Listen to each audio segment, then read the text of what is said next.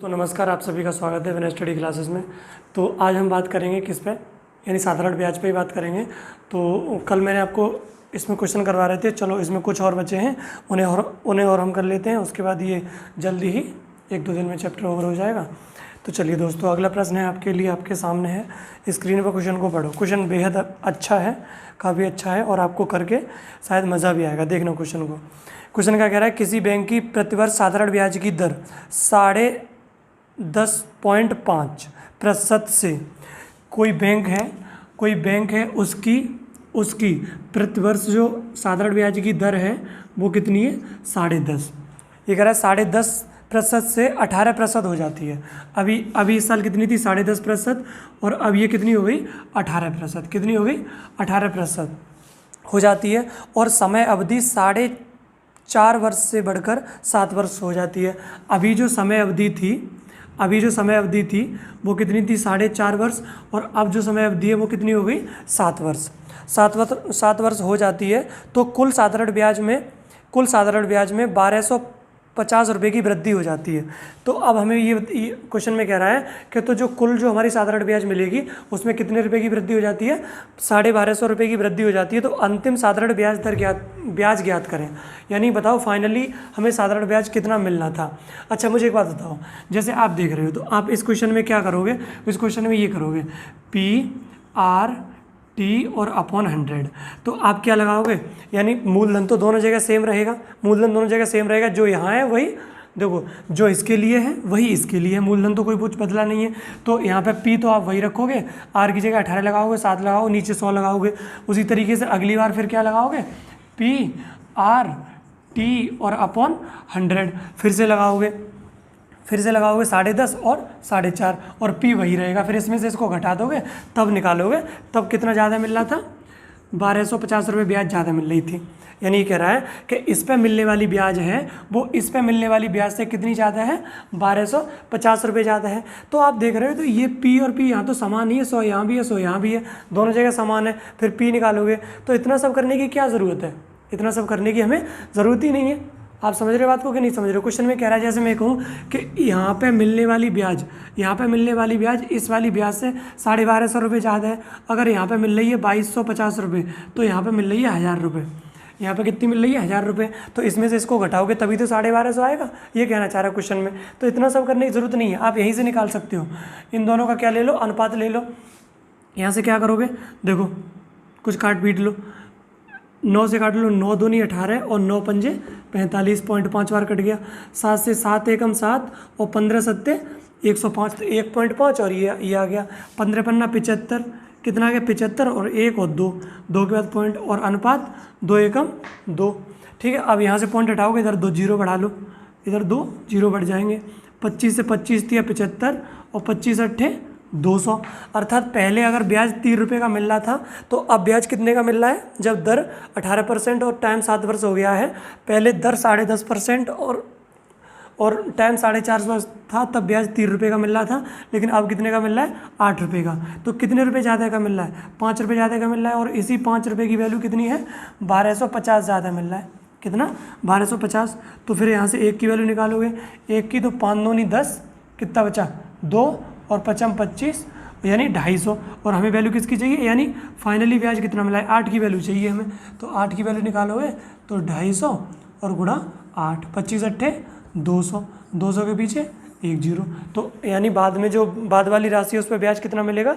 तो अंतिम साधारण ब्याज ज्ञात करें, तो अंतिम साधारण ब्याज कितनी हो जाएगी, 200 रुपये। कितनी हो जाएगी, 200। तो आपको ये समझ में आया। तो ये सब नहीं करना है आपको, अब थोड़ा अच्छे तरीके से करना है, ये करना है, इस तरीके से किया करो क्वेश्चन को।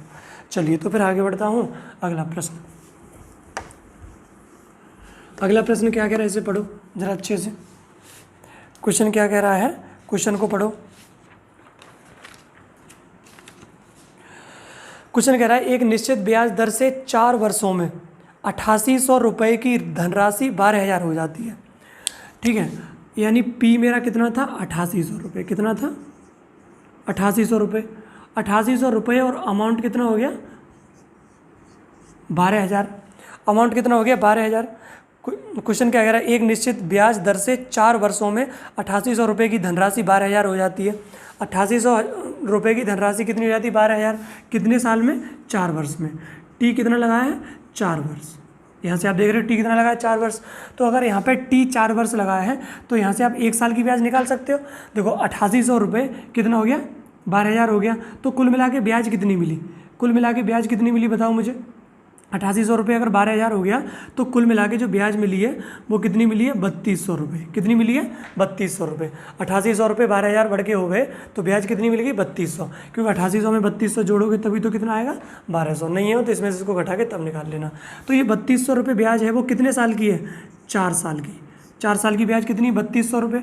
तो फिर 1 साल की ब्याज कितनी हो जाएगी मुझे बताओ? 1 साल की ब्याज कितनी हो जाएगी? 4 का भाग लगाएंगे तो 4 अट्ठे 32। तो 1 साल की ब्याज कितनी आ गई? 800 रुपये। अब आगे बढ़ जाओ क्वेश्चन में। आगे अब क्या कह रहा है क्वेश्चन में? यदि ब्याज दर को 3% अधिक कर दिया जाए, ब्याज दर को क्या कर दिया जाए? 3% अधिक कर दिया जाए तो 3% अधिक कर दिया जाए तो 7 वर्षों के अंत में मिश्र धन क्या होगा? तो बताना है, बताइए 7 वर्षों के अंत में मिश्र धन क्या होगा? ब्याज को अगर 3% अधिक कर दिया जाए तो 7 वर्ष का बताना है। अब मेरी एक बात को जरा ध्यान से सुनना।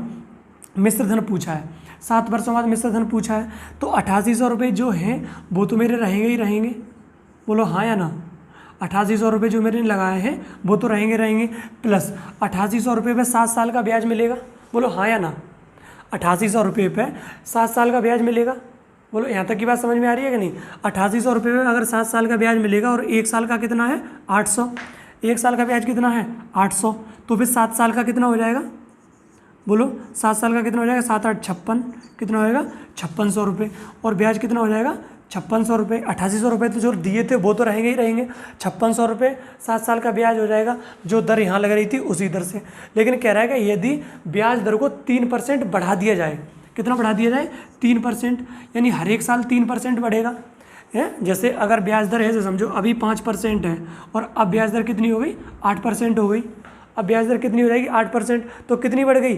3%। अगर मैं आपसे बात करूं कि यहाँ है 6 साल और यहाँ भी 6 साल है, यहाँ भी 6 साल है और यहाँ भी 6 साल है, दोनों जगह 6 साल है, तो यहाँ से 6 पंजे 30, तो यहाँ से 30% ब्याज मिलेगा और यहाँ से कितना ब्याज मिलेगा? 6 अट्ठे 48%। तो अर्थात ज़्यादा कितना मिलेगा? 18% ब्याज ज़्यादा मिलेगा। तो ऐसे निकालोगे 48 में से 30 घटा के तब 18 निकालोगे, ऐसे मत करो। यहाँ 5% ब्याज मिल रहा है, यहाँ 8% मिल रहा है, तो ज़्यादा कितना मिल रहा है? 3%। यानी 3% ज़्यादा ब्याज मिल रहा है। 1 साल में 3% ज़्यादा है तो 6 साल का निकालोगे तो 6 तिया 18, तो कुल मिला के 18% ज़्यादा ब्याज मिलेगा। तो इस तरीके से निकालोगे ना आप। बात समझ रहे हो कि नहीं समझ रहे हो? ठीक है। तो अब यहाँ पे देख रहे हो कि ब्याज की दर 3% बढ़ा दी जाए। कितनी बढ़ा दी जाए? 3%। 1 साल में 3% तो 7 साल में कितनी बढ़ जाएगी?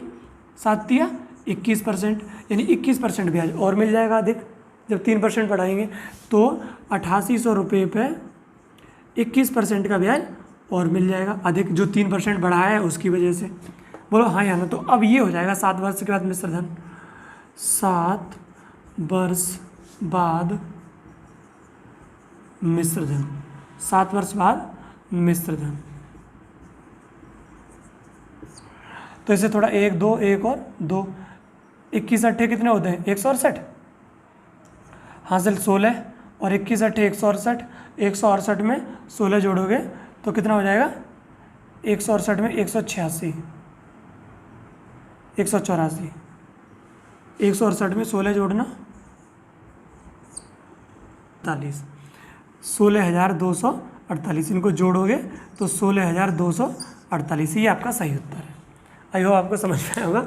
ये थोड़ी मिस्टेक हो गई थी यहाँ पे, वो मैं 21 का गुणा कर रहा था, वो मैं ध्यान नहीं रहा मुझे। ठीक है, चलिए तो कोई बात नहीं है। 1848 इसमें जोड़ोगे तो 16,248। चलिए फिर अगला प्रश्न आपके लिए, इसे मिटा दे रहा हूँ, ये आपको समझ में आया होगा। ठीक है, मिटा दो,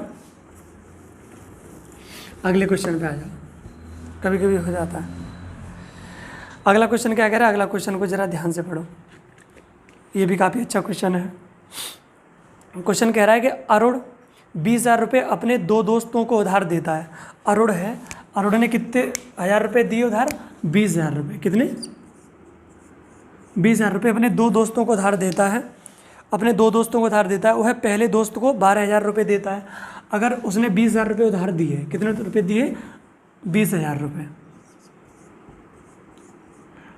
दो दोस्तों को उधार दिए, अगर पहले दोस्त को कितने दिए 12,000, पहले दोस्त को कितने दिए 12,000, तो फिर दूसरे को कितने दिए होंगे 8,000, दूसरे को कितने दिए होंगे 8,000। अब आगे कह रहा है पहले दोस्त को 12,000 रुपये 8% साधारण ब्याज की दर पर देता है, इस वाले दोस्त को कितने पे 8% की, कितनी 8% की दर पर उधार देता है, 8% की वार्षिक ब्याज पर उधार देता है तथा अरुण अपनी कुल राशि का 10% लाभ चाहता है। वो चाहता है कि उसे कुल मिला के कितना परसेंट लाभ मिले, 10% लाभ मिले। कितना परसेंट लाभ मिले, 10% लाभ चाहता है। तो अतः उसे शेष राशि दूसरे दोस्त को किस साधारण ब्याज पर देना चाहिए कि उसे इच्छित लाभ मिले। वो चाहता है कि उसे कुल मिला के उसे ओवरऑल जो लाभ होना चाहिए वो कितने परसेंट का होना चाहिए, 10% का होना चाहिए। बोलो हाँ या ना। तो मैं आपको बताया है, मैंने कई बार बताया, अगर इस तरह का प्रश्न आए कभी भी, अगर एक राशि दो जगह बांटी जा रही है और एक राशि यानी पहली का पता हो, दूसरे का भी पता हो और टोटल भी लाभ पता हो, तो कैसे निकालते हैं। अब ये राशि कितनी है 20,000 रुपये की, 20,000 रुपये की राशि है, एक को 12,000 दे दिए तो दूसरे को कितने दे दिए 8,000 रुपये दे दिए, दूसरे को कितने दे दिए 8,000 रुपये दे दिए। तो यहाँ से यदि इन दोनों का रेशियो लोगे तो 3 से 3 0 और 4 से 4 तिया 12 और 4 दूनी 8। तो जो राशि है वो 3:2 के अनुपात में लगाई है। किस अनुपात में लगाई है, 3:2 के अनुपात में लगाई है। और वो चाहता है कि कुल मिला के उसे कितने परसेंट का लाभ हो, 10% का लाभ हो। बोलो हाँ या ना। कुल मिला के 10% का लाभ हो और पहली वाली राशि कितने परसेंट पर उधार दी है, 8% पे। तो बताना है कि दूसरी वाली राशि किस परसेंट पर उधार देगा। हमें क्या बताना है, दूसरी वाली राशि किस परसेंट पर उधार देगा। तो 8 और 10 का अंतर कितना है 2। तो यहाँ पे जो संख्या रहेगी उसका और इसका अंतर कितना रहेगा 3। लेकिन एक बात याद रखना है, जो ये कुल होता है वो इन दोनों के बीच में लाई करता है। कहाँ लाई करता है, दोनों के बीच में। अगर ये 8 है तो ये वाली जो संख्या होगी वो 10 से बड़ी होगी, तभी ये 10 इन दोनों के बीच में होगा।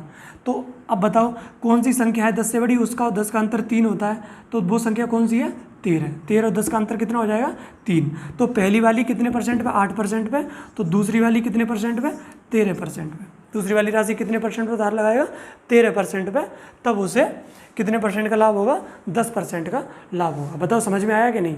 अगर इस तरह का प्रश्न आता है, एक राशि को दो जगह बांटा जाता है। कितनी जगह बांटा जाता है, 2 जगह बांटा जाता है। अब इसमें तो दर पूछ ली है, लेकिन कभी कभी क्या कहता है, किसी प्रश्न में ऐसे पूछ लेता है कि कौन था ये, क्या नाम है, क्वेश्चन नंबर कौन सा था, अरुण। हाँ अरुण था। अरुण ने, अब अगर ऐसे कहता कि अरुण ने एक राशि निवेशित करी, अपनी राशि निवेशित कर दी 20,000 रुपये की। कितने की, 20,000 रुपये की। पहली राशि पे 8% की ब्याज, दूसरी पे 13% की ब्याज ले रहा है, 13% की। और वो चाहता है कि कुल मिला के उसे 10% का लाभ हो। तो बताइए उसे राशि अपनी किस रेशियो में लगानी पड़ेगी। तो फिर आप कैसे करते, 8 और 10 का अंतर 2 और 13 और 10 का अंतर 3। तो उसे अपनी राशि 3:2 के अनुपात में लगानी पड़ेगी। किसमें, 3:2 के अनुपात में लगानी पड़ेगी। ठीक है। अब यहाँ पे अनुपात दे दिया था तो ये पूछ लिया था, अगर ये दिया हो तो अनुपात पूछ ले तब भी आप कर लोगे। तो आई होप आपको ये क्वेश्चन समझ में आया होगा। चलिए फिर आगे बढ़ते हैं। अगला प्रश्न है आपके लिए मेरे भाई, क्वेश्चन सुनो। क्वेश्चन काफ़ी अच्छा है, क्वेश्चन बहुत अच्छा है। ये कह रहा है कि 9600 रुपये की धनराशि 2 भागों में निवेशित की जाती है। कितने रुपए की राशि, 9600 रुपये की राशि कितने भागों में विभाजित की जाती है, 2 भागों में। एक भाग पर 10% प्रतिवार्षिक और शेष भाग पर 15%। देखो 9600 रुपये की राशि है, 9600 रुपये की राशि है, वो 2 भागों में विभाजित की जाती है। एक भाग पर कितना 10%, ये पहला भाग और ये दूसरा भाग। पहले भाग पे 10% और दूसरे भाग पे 15%, दूसरे भाग पे 15%। और जो कुल राशि है वो कितनी है, 9600 रुपये की राशि है। कितने रुपये की राशि है, 9600 रुपये की राशि है। 2 भागों में विभाजित की जाती है। पहले भाग पे 11%, 10 नहीं है 11, पहले भाग पे 11%, पहले भाग पे 11% और शेष भाग पे 15% ब्याज मिलता है। 4 वर्ष के अंत में कुल 5,088 रुपये प्राप्त हुआ। 4 वर्ष के बाद, यानी 9600 रुपये पे 4 वर्ष में कितना ब्याज मिला। देखो क्या होता है फॉर्मूला, SI बराबर PR T अपॉन 100, यानी 9600 रुपये पर 4 वर्ष में ब्याज कितना मिला? 5088, यानी 5088 रुपये का ब्याज मिला। कितने पे? 9600 रुपये। रेट निकालना है टी कितने? 4 साल में, और अपॉन में 100। अपॉन में कितना? 100। यहाँ से काट लो 2 जीरो से, 2 जीरो काट लो, ठीक है। और यहाँ से आर की वैल्यू निकालोगे तो आर की वैल्यू कितनी आ जाएगी? 5088, और नीचे कितना? 96, और कितना? 4। 96 और 4 काट लो इसे। किससे कट जाएगा? 4 से काटो पहले। 4 एकम 4, कितना बचा? 1। 4 दूनी 8, कितना बचा? 2। 4 सत्ते 28, और 4 दूनी 8। अब कितना है? 96। 96 किससे काटोगे? 8 से काट लो, 8 से भी कट जाएगा। 8 एकम 8, 8 एकम 8, कितना बचा? 4। कितना हो गया? 47। 47 हो गया। 8 पंजे 40, और 8 नेम 72, और नीचे 8 से काटा है तो 12 अट्ठे 96। 12 अट्ठे कितने होते हैं? 96। तो अब यहाँ से कुल मिला के और थोड़ा और काट लो। 3 से कट जाएगा, 3 से कट जाएगा। 3 चौके 12, 3 चौके 12, 5 15, और 3 तिया 9। तो यानी ओवरऑल उसे ब्याज मिला है वो कितने का मिला है? 53/4% का। कितने का मिला है? 53/4% का ब्याज मिला है। अब 53/4% का ब्याज मिला है। अब चलिए तो दोस्तों, अब आपका जो कुल मिला के जो दर आ रही है वो कितनी आई? 53/4। अब इसकी आप कैलकुलेशन करोगे तो थोड़ा आपको जोड़ने घटाने में क्या होगी, मतलब थोड़ा मुश्किल हो जाएगा जोड़ने घटाने में, क्योंकि अगर नीचे अपॉन में कोई संख्या आ जाती है तो उसको जोड़ना और घटाना थोड़ा मुश्किल हो जाता है। तो अभी आप क्या करो, इसके नीचे 4 आ रहा है तो इस पूरे में 4 का गुणा कर लो। जैसे ही आप पूरे में 4 का गुणा करोगे तो ये 11 चौके 44, और 15 चौके 60, और यहाँ 4 से 4 कट जाएगा तो यहाँ कितना आ जाएगा? 53। यहाँ कितना आ जाएगा? 53। तो 44 और 53 का वही चीज़ लेनी है। 44 और 53 का डिफरेंस कितना आ जाएगा? 44 और 53 का डिफरेंस कितना आ जाएगा? 9 का। और 53 और 60 का डिफरेंस कितना आ जाएगा? 7 का आ जाएगा। तो यानी अब वो राशि उसने किस रेशियो में लगाई थी? 7:9 के अनुपात में। किस में लगाई थी? 7:9 के अनुपात में लगाई थी। तो यानी पहला भाग 7 है और दूसरा भाग क्या है? 9। तो अगर कुल मिला के देखा जाए तो 9 7 16, और 16 का मतलब कितना है? 9600। 16 का मतलब कितना है? 9600। तो फिर 1 का मतलब कितना होता है? 16 छक्के 96। और हमसे पूछा क्या है? हमसे पूछा क्या है क्वेश्चन में? तो दोनों भागों के बीच अंतर, तो 7 और 9 के बीच में अंतर कितने का है? 2 का। दिखाई दे रहा है? 2 का अंतर है। तो 2 का 2 छिंगे 12। तो कुल मिला के दोनों भागों के बीच में कितने का अंतर है? 1200 का। कितना? चलो तो फिर मैं इस चीज़ को इधर लिख दे रहा हूँ। तो यहाँ से 1 की वैल्यू 600 आ गई, तो 2 की वैल्यू कितनी आ जाएगी? 2 का गुणा कर दोगे तो 1200। 600 गुणा 2 तो 1200। अर्थात आपका इस प्रश्न का कौन सा उत्तर सही है? 1200, यानी ऑप्शन ए सही है। ऑप्शन ए सही है। चलो इसे फटाफट से आप नोट कर लेना। क्या कर लेना? नोट कर लेना। ठीक है दोस्तों, चलिए फिर मैं इसे मिटा दे रहा हूँ, तो आपको समझ में आ गया होगा।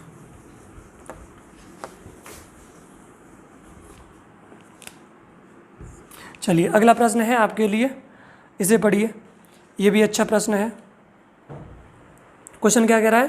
क्वेश्चन को पढ़ें। एक व्यक्ति कुल 45,000 रुपये की धनराशि उधार लेता है। इस धनराशि के एक भाग को 10% प्रतिवार्षिक साधारण ब्याज की दर पर और शेष भाग को 12% वार्षिक की ब्याज दर पर उधार लेता है। यदि 3 वर्ष के अंत में वह कुल मिलाकर 59,940 रुपये का भुगतान करता है तो 12% प्रतिवर्ष वार्षिक दर पर उधार ली गई राशि बिल्कुल सेम इसी की तरह है। बिल्कुल सेम इसी की तरह है जैसे मैंने ये वाला किया है, इसी तरीके से आपको ये वाला क्वेश्चन करना है। दोनों में बिल्कुल कोई खास अंतर नहीं है। तो इस प्रश्न को आपको क्या करना है? खुद से ट्राई करो। इसका उत्तर हो उसे कमेंट बॉक्स में देना। ठीक है, मैं अगला प्रश्न करवाता हूँ, क्योंकि ये जो मैंने इससे पिछला करवा दिया, ये और ये दोनों बिल्कुल समान है। दोनों बिल्कुल समान है। अब जैसे यहाँ पे पिछले वाले प्रश्न में कितना आया था? 53/4 आया था। 53/4। तो ये 4 आ रहा था, इसलिए मैंने 4 का पूरे में गुणा किया था। अगर सिंपल आ रहा होता तो मैं सीधा सीधा निकाल लेता। ठीक है, तो कंफ्यूज मत होना। चलिए तो फिर अगला प्रश्न की ओर बढ़ता हूँ मैं। ये बिल्कुल इसी की तरह है। ये इस प्रश्न का उत्तर आपको कमेंट बॉक्स में देना है। ठीक है, आप सॉल्व करके बताना कि इसका उत्तर कितना आया। चलिए अगला प्रश्न है आपके लिए। ये भी अच्छा है, काफ़ी अच्छा प्रश्न है। क्वेश्चन को जरा ध्यान से पढ़ना। एक व्यक्ति प्रत्येक वर्ष के आरंभ में एक निश्चित धनराशि निवेश करता है। एक व्यक्ति है, वो हर एक साल बैंक में यार कहीं पर भी एक निश्चित राशि जमा करता है। अगर इस साल अगर उसने 1000 की है तो अगले साल भी 1000 और अगले साल भी 1000, ऐसे करके हर साल निश्चित राशि जमा कर रहा है। चलिए आगे चलिए, फिर निश्चित राशि जमा करता है, निवेशित करता है। यदि साधारण ब्याज की दर 13% है, साधारण ब्याज की दर कितनी है? 13% है, तो 3 वर्ष के अंत में, कितने वर्ष के अंत में? 3 वर्ष के अंत में, 3 वर्ष के अंत में कुल धनराशि 24,948, जो कुल धनराशि है वो अमाउंट है वो कितना हो गया? 24,948, 24,948 रुपये है। तो उसके द्वारा प्रतिवर्ष जमा की जाने वाली धनराशि ज्ञात कीजिए। अब देखो बहुत अच्छा प्रश्न है, क्या करना है? कुछ नहीं करना, प्रश्न को जरा ध्यान से सुनना। मैंने मान लिया कि उसने पहले साल कितने रुपए जमा करिए? 100 रुपये जमा किए। पहले साल कितने जमा करिए? जमा कर दिए 100। दूसरे साल कितने कर दिए? 100। और तीसरे साल भी कितने कर दिए? 100 रुपये जमा कर दिए बैंक में। और कुल मिला के कितने साल तक की बात कर रहा है? 3 वर्ष की। ठीक है, ये पहले साल, ये दूसरे साल और ये तीसरे साल। ठीक है, जब उसने पहले साल 100 रुपये जमा कर दिए बैंक में जाके, पहले साल बैंक में जाके क्या कर दिए? 100 रुपये जमा कर दिए। पहले साल बैंक में जाके 100 रुपये जमा कर दिए, तो उसे 100 रुपये पर 3 साल तक की बात कर रहा है। उसने शुरुआत में गया और 100 रुपये जमा कर दिए कि लो भैया बैंक वाले को 100 रुपये दे दिए। तो इस 100 रुपये पर 1 साल, दूसरे साल, 3 साल, कितने साल का ब्याज मिलेगा? 3 साल का ब्याज मिलेगा। बोलो हाँ या ना? 3 साल का ब्याज मिलेगा 100 रुपये पर। और ब्याज की दर कितनी है? 13%। ब्याज की दर कितनी है? 13%। तो कुल मिला के इस वाली राशि पे ब्याज कितना मिल जाएगा? इस वाली राशि पे देखो ब्याज की दर कितनी, जैसे उसने 100 रुपये जमा किए और ब्याज की दर है 13%, और कितने साल के लिए मिलेगा? 3 साल के लिए। तो 1 2 1 2 13 तिया 39। तो कुल मिला के इस 100 रुपये पर उसे कितने रुपये का ब्याज मिलेगा? 39 रुपये का मिलेगा। बोलो हाँ या कहना? हाँ या ना? इस 100 रुपये पर कितने रुपये का ब्याज मिलेगा? 39 रुपये का। अब अगले साल 1 साल हो गया, फिर अगले साल फिर से 100 जमा कर दिए, तो अब इस वाले 100 पे ब्याज कितने साल का मिलेगा? 2 साल का, एक दूसरे का एक तीसरे का। ठीक है, तो 100 गुणा 13 और इसकी जगह कितना हो जाएगा? 2। तो इस पे ब्याज कितना मिलेगा? 26 रुपये। 13% की दर से कितना मिलेगा? 26 रुपये। और जैसे तीसरे साल में 100 रुपये और जमा कर दिए, तो इस पे ब्याज कितने का मिलेगा? 1 साल का। इस पे ब्याज कितने का मिलेगा? 1 साल का। तो यहाँ ब्याज कितना मिलेगा? 13। बोलो हाँ या ना? बोलो हाँ या ना? तो पहले साल का ब्याज होगा ये, दूसरे साल का ब्याज ये हो गया, तीसरे साल का ब्याज ये हो गया। तो कुल मिला के उसे ब्याज कितना मिलेगा? 26, 39, 26 और 13, ये दोनों 39, 39 दोनों 78। तो कुल मिला के उसे ब्याज कितना मिल गया? 78 रुपये। जमा कितने किए? पहली साल 100, दूसरे साल 100, तीसरे साल भी 100। तो कुल मिला के उसने जमा कितने कर दिए? 300 रुपये। उसका ब्याज कितना हो गया? 78 रुपये। तो कुल मिला के उसका अमाउंट कितना हो गया? 378 रुपये। कितना? 300 प्लस 78। तो कुल मिला के उसका जो अमाउंट हो गया वो कितना हो गया? 378 रुपये। और 378 की वैल्यू कितनी दे रखी है? 24,948। 378 की वैल्यू कितनी दे रखी है? 24,948। हमसे पूछा गया क्वेश्चन में, तो प्रतिवर्ष जमा की जाने वाली राशि, तो हर एक साल कितने जमा कर रहा था? 100। 378 की वैल्यू ये दे रखी है, 100 की वैल्यू निकालनी है। तो 100 की वैल्यू यहाँ से निकालोगे तो 24,948, और नीचे कितना आएगा? 378 दिखाई दे रहा है, 378, और गुणा में कितना हो जाएगा? 100। इसे थोड़ा काट पीट कर लो। अब ये 8 है और ये भी 8 है, ये 8 है और ये भी 8 है। तो अब बताओ 8 के पहाड़े में 8 कब आता है? 48 में आता है। एक तो देखो 8 के पहाड़े में एक तो 1 बार पे 8 आता है, और एक 48 में 6 बार पे 8 आता है। तो इसका उत्तर वो सही है। इसके उत्तर के लास्ट में या तो 1 होगा, देखो 2 जीरो तो आएंगे ही आएंगे, अगर पूरा पूरा कट रहा है तो 2 जीरो तो आने आने, और इसके लास्ट में या तो 8 छिंगे 48 तब 8 आता है, तो या तो 6 आएगा या फिर 1 आएगा। क्या किसी ऑप्शन में 1 है? 1 किसी ऑप्शन में नहीं है। 6 कौन से में? बी ऑप्शन में। तो 6600, इसका सही उत्तर कौन सा है? 6600। अगर आपको ऐसे करने में दिक्कत आ रही है तो आप क्या कर लेना, ऐसे भाग कर लेना, भाग करके देख लेना, तभी कितना आएगा? 6600 रुपये। मैं यहाँ ऐसे कर देता हूँ कि इसके लास्ट में 8 आ रहा है तो 8 का भाग करते हैं। अगर किसी नंबर के लास्ट में 8 है तो 48, 8 छिंगे 48, यानी 6 बार जाएगा या फिर 1 बार जाएगा। 1 तो किसी ऑप्शन में है नहीं, तो 6 ही है, तो ये वाला सही है। तो चलिए दोस्तों कि ये क्वेश्चन आपको समझ में आएगा, काफ़ी अच्छा प्रश्न है और इसे थोड़ा ध्यान से समझ लेना, ठीक है? कुछ नया नहीं किया है।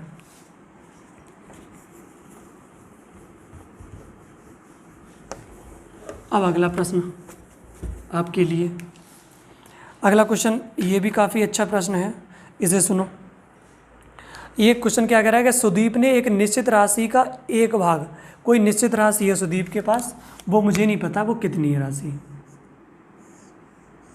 एक निश्चित राशि है, उसका एक भाग 1/8, उसका एक भाग 1/8, एक भाग राशि का 1/8 भाग 5% पे, ये वाला जो भाग है 1/8, इस राशि का 1/8 है, वो किस रेट पे, 5% के रेट पे। आगे क्या कह रहा है, 5% वार्षिक दर पर 2 वर्ष के लिए निवेश किया, उसी राशि का 3/5 भाग, जो ये राशि है इसी राशि का 3/5 भाग 6% वार्षिक ब्याज की दर पे, कितने परसेंट पे, 6% वार्षिक ब्याज की दर पे 2 वर्ष के लिए, ये भी 2 वर्ष के लिए, ये भी 2 वर्ष के लिए, बोलो हाँ या ना, ये भी 2 वर्ष के लिए, ये भी 2 वर्ष के लिए। चलो यहाँ भी लिख दे रहा हूँ 2 वर्ष, t बराबर 2 लिख दे रहा हूँ वैसे, t बराबर 2, और यहाँ भी t बराबर कितना 2, इधर लिख दे रहा हूँ, यहाँ भी t बराबर 2 वर्ष के लिए निवेश किया, और शेष धनराशि को 10%, अब जो राशि बची उस राशि को किस परसेंट पे, 10% के रेट पे, ये 2 वर्ष यहाँ लिख लेना, कहीं लिख लो, t बराबर 2, ठीक है। शेष राशि का यहाँ लिख लो, t बराबर 2, t बराबर 2, शेष राशि को 10% ब्याज की दर पे 2 वर्ष के लिए, ये इसे भी कितने पे, 2 वर्ष के लिए, शेष राशि को भी 2 वर्ष के लिए निवेश किया, यदि प्राप्त होने वाला कुल ब्याज 1674 रुपये, कुल ब्याज कितना है 1674 रुपये। अब जरा मेरी बात को सुनो, एक राशि का 1/8 और 3/5, 1/8 और 3/5, तो अगर आपको कुल राशि माननी है, तो हमेशा जो डेनोमिनेटर में नंबर होता है, जो हर में जो नंबर होता है उसका गुणा मान लिया करो, तो 8 पंजे 40, तो मैंने मान लिया कि कुल राशि कितनी है 40, कुल राशि कितनी है 40, तो काट पीटने में आसान हो जाएगी। कुल राशि 40 है, तो इसका 1/8 कितना हो जाएगा 5, इसका 1/8 कितना हो जाएगा 5 हो जाएगा, इसका 3/5 कितना हो जाएगा 5 × 8 40 और 8 × 24, कितना हो जाएगा 24 रुपये, ये 5 ये 24, कुल राशि 24 थी, एक भाग हो गया 5, दूसरा हो गया 24, तो तीसरा भाग कितना बचा 11, तीसरा भाग कितना बचा 11, बोलो हाँ या ना, यहाँ तक की बात समझ में आई। तो अब देखो, अब इस वाली 5 रुपये पे 5% के रेट से 2 साल का, 5% के रेट से 2 साल का, 1 साल का 5%, तो 2 साल का कितना हो जाएगा 10%, और 5 का 10% निकालोगे तो पॉइंट में जाएगा, तो उससे अच्छा ये काम करो कि एक जीरो यहाँ बढ़ा लो, यानी 400 मान लो, तो यहाँ 50, यहाँ 240, यहाँ 110, ठीक है, एक जीरो यहाँ भी बढ़ जाएगा, इनको जोड़ोगे तब भी उतना ही आएगा। देखो 400 का 1/8 50 हो जाएगा, 400 के 3/5 करोगे तो 240 हो जाएगा, बची राशि कितनी 110। अब 1 साल का 5%, तो 2 साल का कितना हो जाएगा 10%, 2 साल का 10% हो जाएगा, तो इसका यदि आप 10% निकालोगे तो यहाँ से ब्याज कितना मिलेगा 5 रुपये का, ब्याज कितने का मिलेगा 5 रुपये का। ये 1 साल का 6%, तो 2 साल का 12%, इसका यदि आप 12% निकालोगे, यदि आप इसका क्या निकालोगे 12%, तो यहाँ से ब्याज कितना मिलेगा, बोलो यहाँ से ब्याज कितना मिलेगा, यानी 240 का कितना निकाल लेगा 12%, 1 से 1 जीरो काट दो, और 12 चौके 48 के 8, और 12 दूनी 24, 24 और 4 28, 10 का भाग लगाओगे तो 28.8, तो यहाँ से ब्याज कितना मिलेगा 28.8, और यहाँ से 1 साल का 10%, तो 2 साल का 20%, इसका 20% इसका कितना निकाला है 12%, और 10 दूनी 20, इसका 20% ब्याज मिलेगा। तो इसका अगर 20% निकालोगे तो कितना हो जाएगा, देखो इसका 10% निकालोगे तो 11, और 20% निकालोगे तो 22, कितना हो जाएगा 22, 110 का 20% बट्टे 100, 1 2 1 और 2, 11 दूनी 22, तो यहाँ से ब्याज कितना मिला 22 रुपये का। और कुल मिला के ब्याज कितना मिला है 1674 रुपये, कितना मिला है 1674 रुपये, तो 5 रुपये 28 और 22 कितना हो गया 28 और 22 कितना हो गया 28 और 22, ये हो गया, देखो 2 इधर ले आओ, 30 और 20 50, 50 5 55, तो 55.8, कुल मिला के ब्याज कितना मिला 55.8, उसकी वैल्यू कितनी है 1674। हमें बताना क्या है क्वेश्चन में पूछ क्या कह रहा है कि तो निवेश की गई कुल राशि कितनी थी। अब 55.8 की वैल्यू ये दे रखी है, हमें 400 की वैल्यू बतानी है। तो यदि हम 400 की वैल्यू निकालेंगे तो 1674 और नीचे 55.8 और गुणा में 400 यहाँ से पॉइंट हटा लो और ऊपर क्या बढ़ा लो, एक जीरो बढ़ा लो। इसे थोड़ा काट पीट कर लो, 4 से कट जाएगा, 4 से तो नहीं कटेगा, किससे कट जाएगा, ये 2 से काट लो, 2 दूनी 4, 2 सत्ते 14 और 2 निम 18। इसे काटो 2 से, इसे 2 से काटोगे तो 2 अट्ठे 16 और 2 तिया 6 और 2 सत्ते 14। 9 से काट लो, 9 तिया 27, 9 एकम 9। इसे काटोगे तो 9 निम 81 और 9 तिया 27, 31 तिया 93 और 4 तिया 12, 4 तिया 12। तो कुल मिला के जो धनराशि थी वो कितनी थी, 12,000 की। कितनी थी मेरे भाई, 12,000 की। तो इस तरीके से इस प्रश्न का उत्तर आपका कौन सा सही है, 12,000 सही है, जो कि ऑप्शन सी है। तो ये मैंने आपको कई क्वेश्चन करवा दिए, आज के लिए इतना ही रखेंगे और आगे मुलाकात करेंगे।